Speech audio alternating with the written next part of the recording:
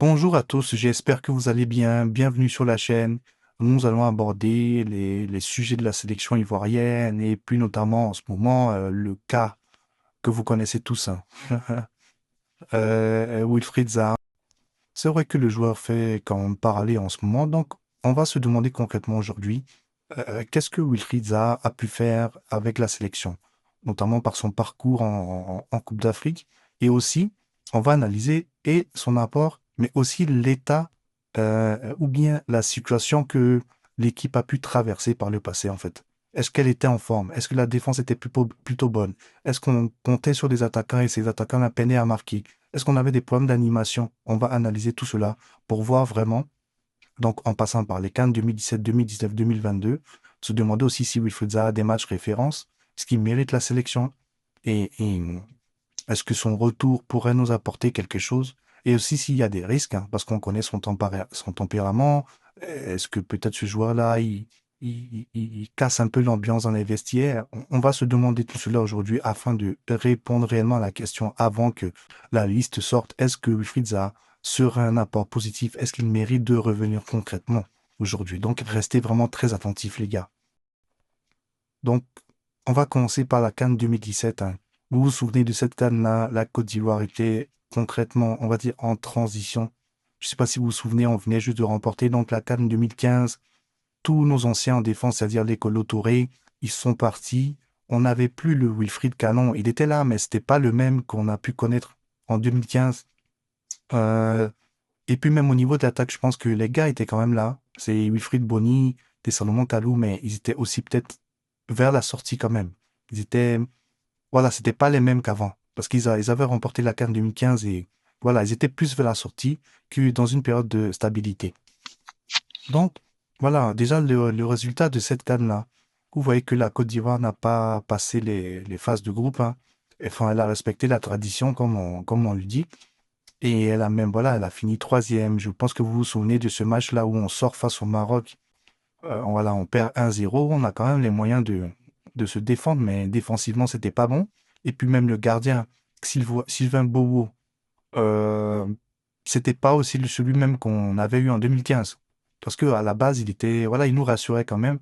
Mais cette année-là, c'était pas vraiment trop ça. Et puis voilà. Pour le cas où Fukuzawa sur cette compétition, il faut se dire que le joueur c'était sa première CAN. Il commençait, voilà, et je pense qu'il n'était pas encore habitué au truc, mais quand vous regardez ses matchs, si vous allez revoir ses matchs quand même, sa prestation face au Maroc, sa prestation face au Togo, et puis aussi face à la République démocratique du Congo, c'est vrai qu'il n'a pas marqué, il n'a pas effectué de passes décisives, mais dans la combativité, et puis en tout cas, dans la gestion des actions, du stress et tout, Wilfried Zaha s'est quand même bien débrouillé pour une première CAN. Il a vraiment géré le truc. Je pense qu'il s'est montré plein de fois dangereux. Il frappait au but. Il arrêtait vraiment pas de dribbler. Voilà, il crée, en tout cas, il percutait beaucoup et il créait des actions vraiment, vraiment, vraiment dangereuses. Il mettait en difficulté ses adversaires. Donc, pour une première CAN, un jeune qui vient d'arriver, je trouve que voilà, c'était plutôt bon, mais c'est pas la CAN. Donc, voilà, c'est un truc normal. Donc voilà, pour cette canne-là, je pense que si on devait lui mettre une note, je lui mettrais quand même un 6/10. Voilà, il a fait, on va dire qu'il a fait le taf. En plus, c'était pas forcément lui qui devait être le titulaire, c'était pas sur lui en comptait. Il était là, il devait apprendre auprès des grands aussi. Il n'avait pas vraiment encore les rênes, tu vois. Donc, franchement, voilà, je pense qu'on lui mettrait un petit 6/10. Donc voilà, nous pouvons passer à la CAN 2019. On récapitule un peu l'état de l'équipe par ce passé à cette année-là. Je crois qu'elle était sous le coach c'était Kamara Ibrahim. Je pense que quand même l'animation offensive était quand même pas mal. Il y avait quand même de bons joueurs. La Côte d'Ivoire elle avait toujours ce problème-là du défense.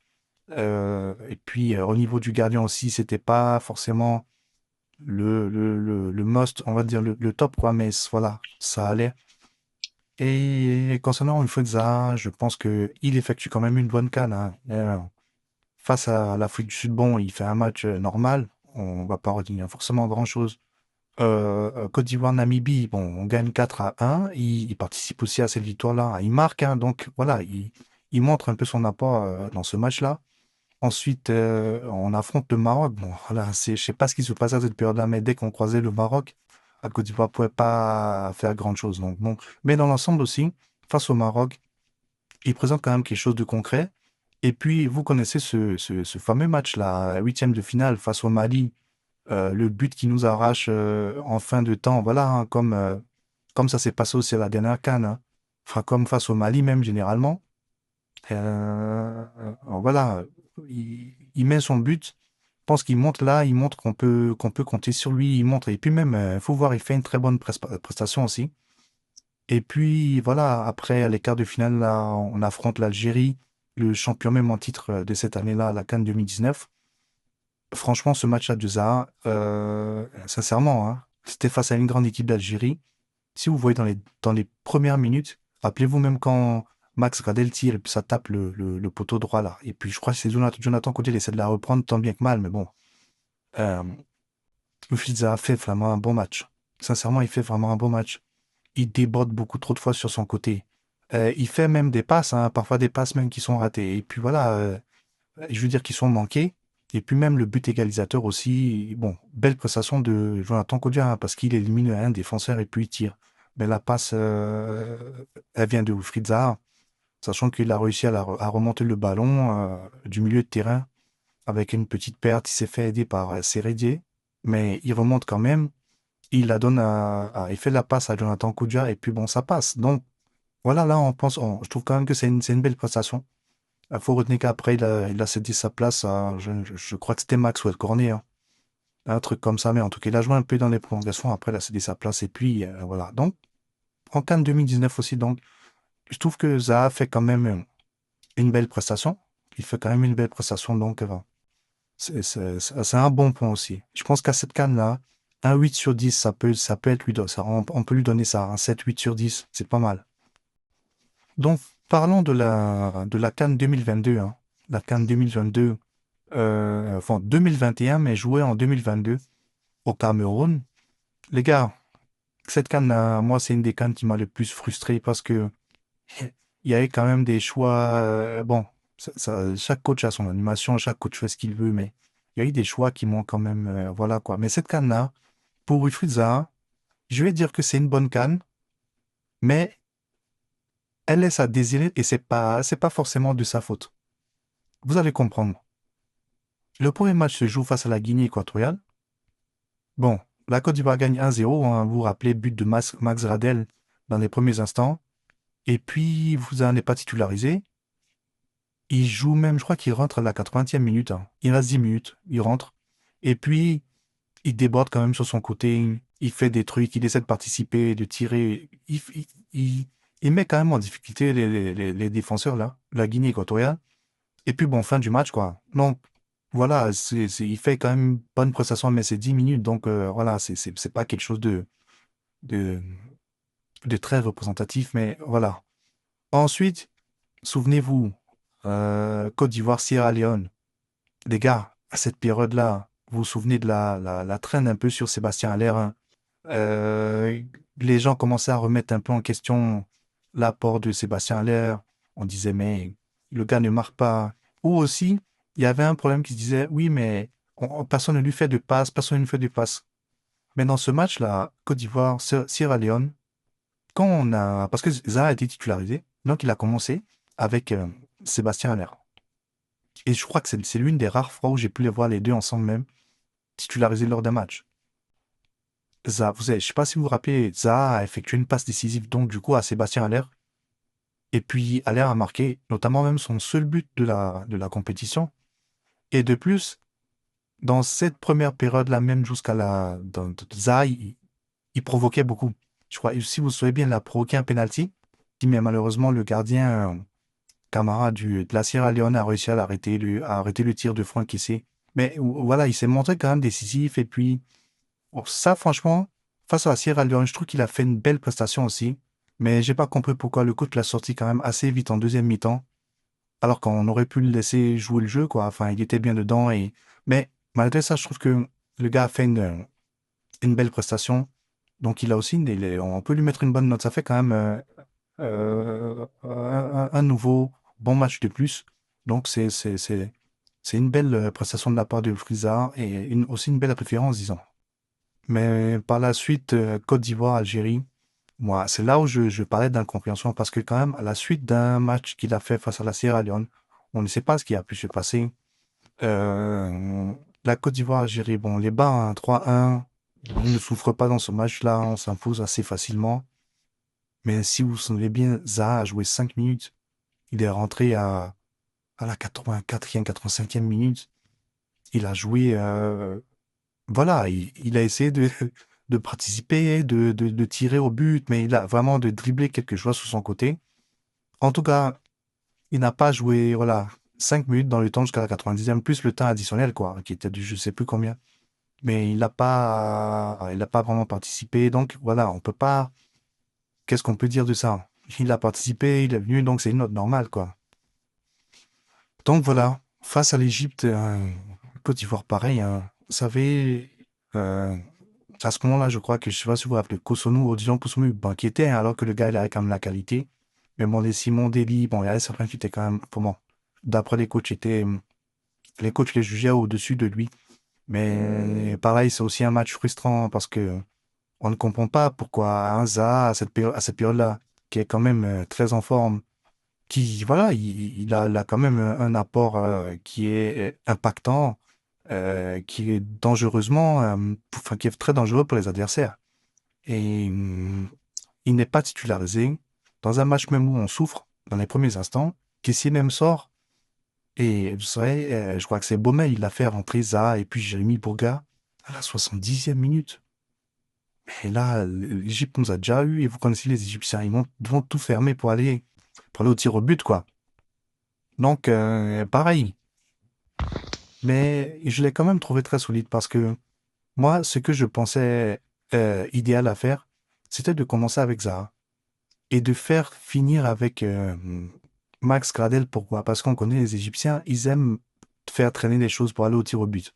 Et j'avais plus confiance en Max Gradel pour les tirs au but que Zaha. Mais pour le coup, il a été solide parce que il tient bien son match, il est fini et puis on va au tir au but. Il tire donc, je crois, en cinquième, hein.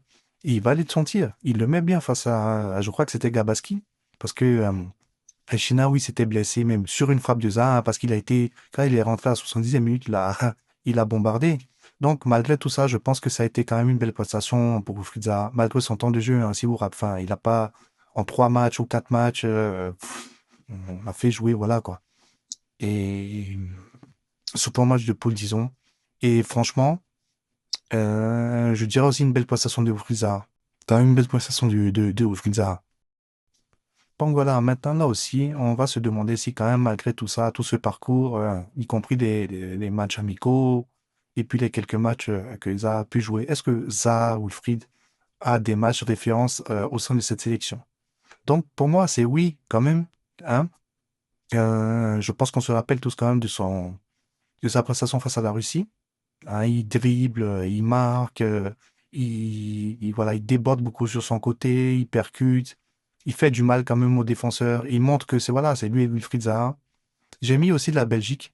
Ça, c'était en 2020, un match amical. On fait un match nul, un but partout.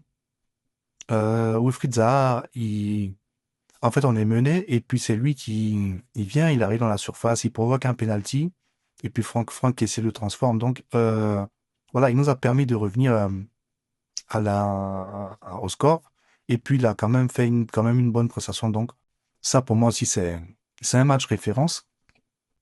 Donc, je mets aussi le match en Cannes 2021, joué en 2022 au Cameroun. Donc, la confrontation face à la Sierra Leone. Tout simplement, voilà, parce que j'ai aimé, en fait, sa combativité dès les premiers instants, hein. Le penalty aussi qu'il provoque, hein, qui n'a pas pu être transformé cette fois-ci par Franck Kessié, ainsi que, voilà, ça passe quand même qu'il fait à Sébastien Haller, parce qu'il le fait marquer. Et Sébastien Haller, en ce moment-là, il était sous les critiques, et puis on commençait à se dire, mais on lui fait pas de passe, les gars, et ils ne lui font pas de passe et tout ça. Mais là, Zaha lui a fait la passe et c'est symbolique parce que ça a été le seul but de Sébastien Haller lors de cette CAN-là. Donc, j'estime aussi que ça, c'est un match de référence pour sa part. Euh, On peut rajouter aussi son match face à la Namibie, donc à la CAN 2019. Voilà, un beau festival, 4 buts à 1, il participe. Et puis il déborde aussi, voilà, il fait de belles choses. Donc c'est une belle prestation. Il y a un match référence. Donc le Mali, hein, le Mali, vous savez déjà, le but là qu'il met aux derniers instants, pour moi vraiment il nous a sauvés parce qu'il faut dire quelque chose, hein, ce match-là, vu même l'état même de notre équipe, le Mali, ils nous ont bousculés, hein. Ils nous ont vraiment bousculés et ouais, franchement, j'avais peur. Je savais pas si on allait s'en sortir. Et quand ils marquent ça, un but comme ça avec finesse, hein, c'était pas un but facile à aller chercher. Un peu comme ce que Simon Adenra met l'année dernière à la CAN à domicile. Donc oui, c'est un match référence qui est là. Donc, on peut citer aussi l'Algérie pour sa passe décisive à Jonathan Kodja, et puis aussi pour ses velléités offensives qu'il a créées dans les premiers instants. Pareil, dans sa combativité, il joue avec les nerfs. Franchement, je sais pas quand vous voyez jouer Mfouda, mais il joue vraiment. Il y a une passion incroyable. Donc, ça aussi, c'est un match référence. L'Égypte à la CAN 2021, joué en 2022. Encore une fois, oui, parce que dès qu'il rentre quand même à la 70e minute, dans un match comme ça, Euh, pareil, lui et Boga sur leur côté, ils mettent vraiment en difficulté les Égyptiens. Vraiment, ils créent beaucoup de choses. C'est même sur sa frappe que, comme j'ai dit, Chenaoui est sorti, El Chenaoui est sorti. Ouais, franchement, les gars, ouais. Il y a aussi son match dans ses débuts, quand il venait d'arriver. Il me semble que c'était en 2017. Donc ça, ce sont des matchs amicaux. Donc face à la Suède et l'Ouganda. Face à la Suède, Zaha, pour un début, il fait quand même une bonne prestation. Il est dangereux, il dribble beaucoup. C'était le Zaha d'avant, hein. Il dribble beaucoup, il est vif, il est rapide, il percute. Et puis non seulement ça, il fait marquer Giovannicio sur un centre là, sur le côté. Et puis voilà, Giovannicio la reprend de la tête et voilà, passe décisif. Vous avez MC. Vous pouvez revoir ça. C'était quand même une belle prestation. Et pareil, face à l'Ouganda, il a marqué aussi. Il a marqué. Il a fait un beau match, il a fait quand même une belle prestation. Et puis, voilà, son but était symbolique dans les débuts comme ça. Euh, franchement, c'est bien. Franchement, c'est bien. C'est très, très bien. En fait, à cette époque-là, le Zaha là, d'avant, je crois que c'est un peu à l'image de ce que Yann Diomandé est en train de faire aujourd'hui, quand on le voit face aux Seychelles, quand on le voit même pareil face à l'Arabie Saoudite, parce qu'il avait fait une très, très belle prestation aussi face à l'Arabie Saoudite. Donc, pour moi, là, ces deux matchs-là pour Zaha sont des matchs références. Donc, il en a quand même pas mal, hein. Il en a quand même pas mal. Euh, voilà. Donc, vous pouvez voir ici quand même les statistiques de Wifuza avec la sélection. Sur un total de 33 matchs, il a 5 buts, 6 passes décisives. Et puis, donc, voilà, ça fait un total de 11 GNA. Pour un ailier, je pense que c'est pas mal. C'est vrai que certains le critiquent en disant qu'il a que 5 buts.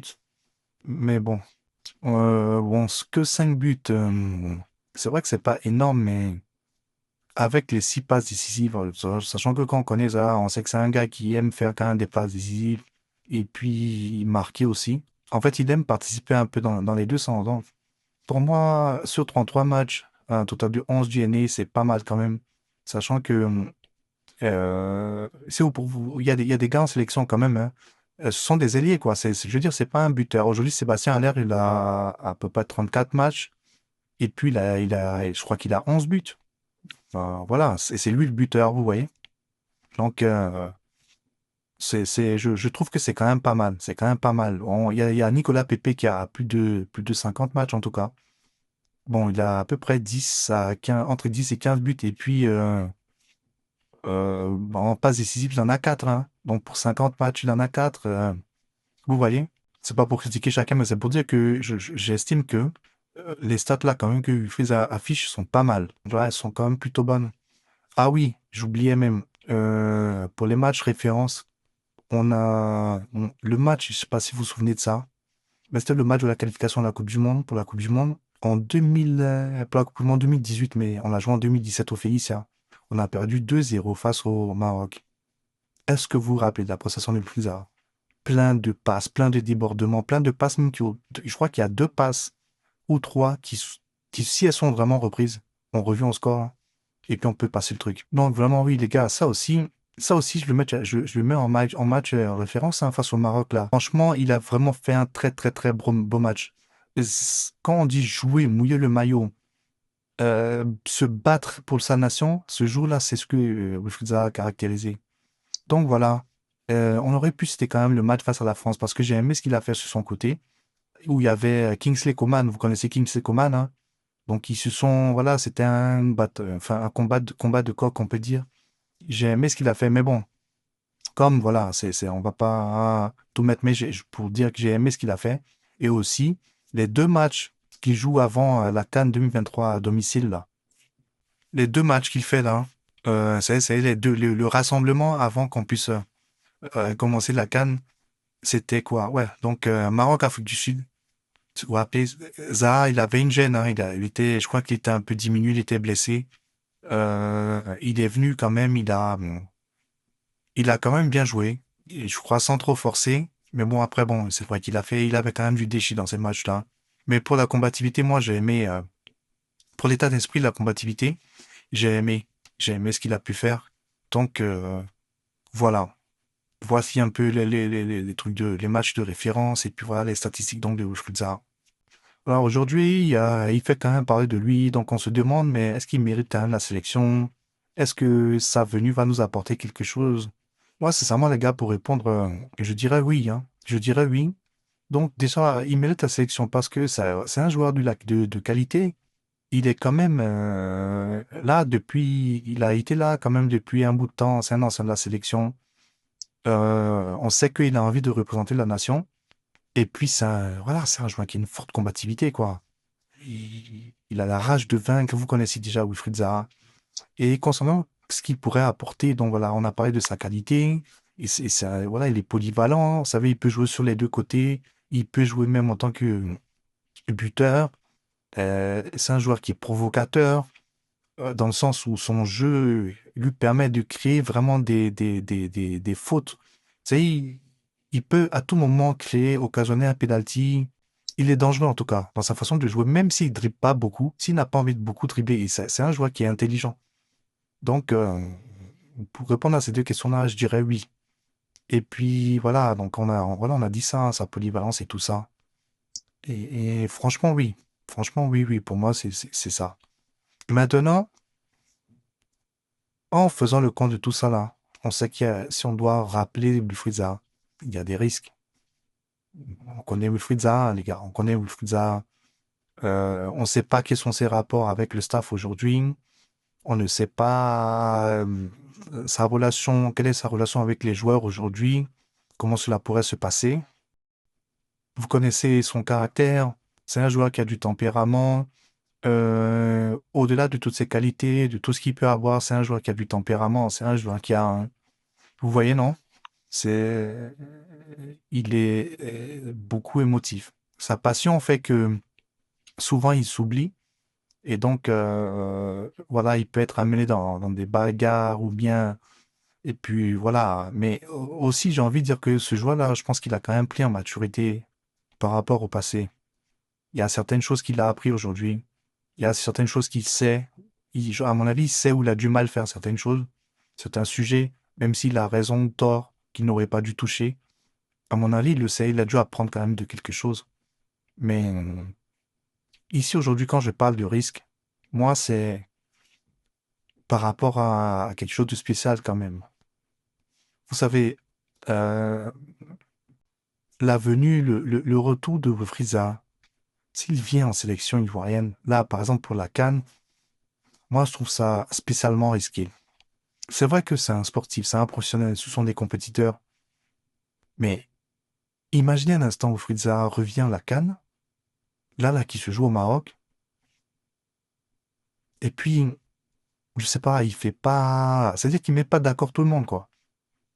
Parce que ça fait longtemps. C'est une pression, ça. C'est qu'il met pas d'accord tout le monde. Là, il s'est gaillé.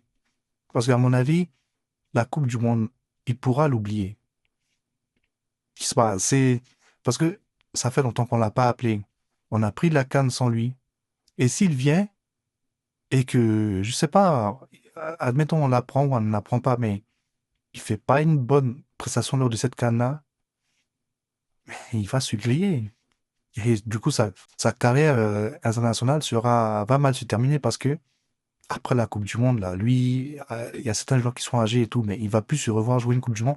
Donc franchement, euh, après c'est vrai, on parle aussi de son caractère, de tout ça. Les gens disent qu'ils peuvent. Bon, tout ça, là, moi j'ai envie de dire un truc.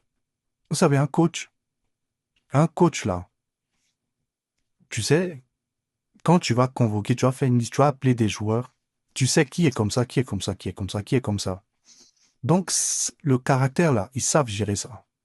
Tu vois, Oufriza, par exemple, moi je pense que là où ça peut être vraiment compliqué, c'est dans les matchs à enjeu. Parfois, sa colère fait qu'il sort de lui-même. Voilà, bah, par exemple, vous vous rappelez, l'année dernière face au Mali, si Zaha avait joué ce match-là, eh, à tout moment, il aurait. C'est que tu te prends un carton, tu as déjà un carton jaune parce que tu as fait une faute, ce qui peut arriver, tu vois, et tu as une réaction excusez-moi du terme, mais une réaction de merde comme ça, tu te prends un deuxième carton jaune, tu as une carton rouge, et tu mets ton équipe dans l'embarras. Là, tout récemment, à Charlotte, il a fait ça. Il avait déjà un carton jaune, et puis à la 90e minute, il y a un joueur qui l'a touché, tu vois, il a voulu le provoquer, quoi. Du coup, lui aussi, il a touché, mais il a même pas tapé, hein, mais il a réagi trop. Voilà, l'expression faciale, en tout cas, était là. Et du coup, là, le joueur en a profité pour simuler. Et puis ça, c'est plus un deuxième carton jaune, rouge comme ça, bêtement. C'est même pas parce il est mauvais ou quoi, mais sa réaction a fait que, eh ben là, il a mis son équipe un peu dans le caca parce que le match suivant, qu'est-ce qui s'est passé? Enfin, Zaha, il a été suspendu. Ouais, donc c'est des trucs qui peuvent arriver. Mais il y a un truc qui est vraiment important qu'il faut mentionner. Et ça, pour moi, c'est vraiment, mais vraiment, vraiment important de mentionner. C'est que, alors, oui, il y a des risques, mais ces risques-là, ils sont gérables. Les risques-là sont gérables. Il suffit de lui parler, de lui expliquer le fonctionnement, de lui dire que voilà, certains agissements, c'est pas un enfant, c'est vrai, mais quand tu lui rappelles à l'ordre, et puis voilà, tu mets carte sur table parce que mine de rien, quand même, ça, il a des qualités, c'est non négligeable. Mais par contre, dans un contexte international, je crois que le gars connaît quand même l'environnement. Zaha peut être un bon élément. C'est-à-dire que je ne sais pas s'il faut l'appeler pour la CAN, je ne sais pas, mais pour la Coupe du Monde, je dirais oui. Donc voilà, et pour la Coupe du Monde, je dirais vraiment oui, les gars. Je dirais vraiment oui, parce que au niveau de l'environnement, je crois que c'est pas un truc. Zaha, en fait, c'est Eto'o qui parlait de ça. La conviction que le joueur doit avoir pour aller en Coupe du Monde, le joueur africain doit avoir le manque de complexe. Je dis pas que nos joueurs là, qui sont là actuellement sont complexés, hein. C'est pas ce que je dis. Mais je veux dire que Zaha, en fait, dans son esprit, je crois que c'est comme si ce sera un joueur dans le mental, dans le comportement, parce que c'est comme ça, on l'a souvent qualifié, on a dit que voilà, et lui, il a la mentalité des Whiteo, des Whitey, ou des trucs comme ça. Vous voyez? Donc aujourd'hui, là, c'est pareil aussi footballistiquement. Il va partir là-bas sans complexe. Et là, pour le coup, j'espère et je pense que cette attitude-là, ou bien ce mental-là qui va développer cette confiance en soi, elle va déteindre, ou du moins il saura mieux la transmettre sur tout le monde. Et ça, c'est très important pour la Coupe du Monde. C'est pour ça que je dis que ce soit le talent, l'expérience, le mental, la conviction, en Coupe du Monde, on va avec tous ceux qui alignent ça, tous les meilleurs aussi. Et pour le coup, oui, ça, c'est vrai, aujourd'hui on dit oui, la MLS, je ne sais quoi, je ne sais quoi, je ne sais quoi. Mais les gars, Denis Bonga aussi joue en MLS. Mais vous avez vu ce qu'il a fait là dans les qualifications de la Coupe du Monde. À notre défense, hein. Donc si c'est s'il doit revenir et qu'on me dit ouais c'est pour la Coupe du Monde, moi je dirais oui. Mais pour la CAN, c'est pas que il n'est pas qualitatif, mais c'est par peur que s'il vient et que les gens ne sont pas satisfaits de ce qu'il a fait, mais là il s'est grillé. Il s'est grillé. Et c'est pas, il y aura même plus de Coupe du Monde pour lui et ce serait dommage. Au vu de quand même, moi, je trouve que c'est un joueur qui a mérite d'y aller. Voilà, c'était pour un peu échanger sur l'apport et la qualité de Wilfried Zaha, ce qu'il a pu faire au sein de cette sélection ivoirienne, outre ces problèmes qu'il a pu rencontrer avec Pierre-Paul ou je ne sais quoi encore. Parce que on ne sait pas, on n'a pas vraiment eu de réel scoop ou bien de détails. Font ouais les huile sur et le riz ou bien je sais pas quoi. Mais bon, voilà. Quand on parle de son apport footballistique au niveau de sa qualité, franchement voilà. Moi c'est un peu ce que je voulais mettre là-dessus parce que je vois que ça parle beaucoup sur lui. Est-ce que le gars mérite? Voilà, je pense qu'il mérite. Il mérite que ce soit, même, on va dire que ce soit un CAN en Coupe du Monde, mais voilà, avec quelques risques quand même. Pour la CAN, voilà, donc je vous ai dit, hein, ça pourrait le griller par la suite.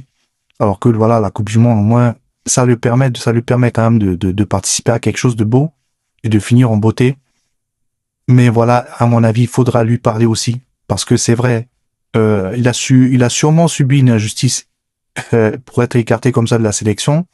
Mais j'ai envie de dire aussi que son caractère peut parfois, voilà, il est passionné, comme il le dit souvent, il est passionné, mais il faut faire attention parce que si mais tu occasionnes des cartons ou des fautes inutiles à tes joueurs, à tes coéquipiers, c'est pas bien, quoi. C'est vraiment pas bien. Après, c'est pas le seul, hein, il y a beaucoup de joueurs qu'on a pu connaître dans la sélection ivoirienne qui ont, je dirais, qui ont été caractériels aussi, hein, ou bien des joueurs qui le sont devenus.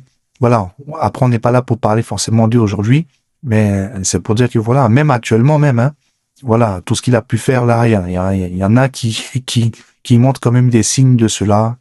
Et puis voilà. Donc, je vous remercie à tous pour le visionnage. Et puis, je vous dis à bientôt pour de prochains débriefs. Et puis, on va passer beaucoup de temps ensemble lors de cette CAN 2025 et puis on espère que la Côte d'Ivoire va effectuer son back-to-back. On va arracher cette quatrième étoile. Donc voilà, merci à tous et je vous dis à bientôt.